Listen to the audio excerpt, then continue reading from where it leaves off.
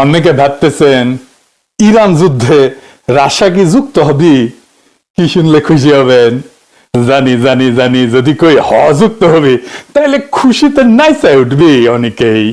না, রাশিয়া যুক্ত হবি না, যুক্ত হয়েই আছে সেই 2007 সাল থেকে। আর এই যুদ্ধে ইরানরা রাশিয়া ইন্টেলিজেন্স দিতেছে, এই অভিযোগ করতেছে পশ্চিমারা। এখন আমার ক্ষুদ্র ভাতা আর ভগ্নীরা কবে, আরে দাদা ইন্টেলিজেন্স দিয়ে কি হবে? মিসাইল যদি দিলনি তাহলে এনা কাম হলেনি, এটা কন? আরে পাগলা, যুদ্ধে সবচেয়ে বেশি কাজে লাগে ইন্টেলিজেন্স। কই আছে সৈন্য, গোলা বারুদ, সক্ষমতা কেমন, কারা আক্রমণের জন্য প্রস্তুতি নিতেছে, কি দিয়ে আক্রমণ আসতে পারে, শত্রুর দুর্বলতা কোথায়, কোথায় আঘাত করলে সবচেয়ে বেশি ফল হবে, শত্রু আমাদের সম্পর্কে কি জানে, শত্রুর radio communication, radar, data link, electronic emission, এই সমস্ত রেকর্ড পাওয়া মানে সেটা মিসাইলের চাইতে বড় জিনিস।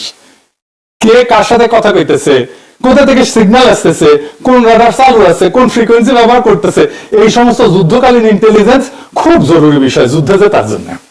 রাশিয়া ইরানদের সাহায্য করতেছে।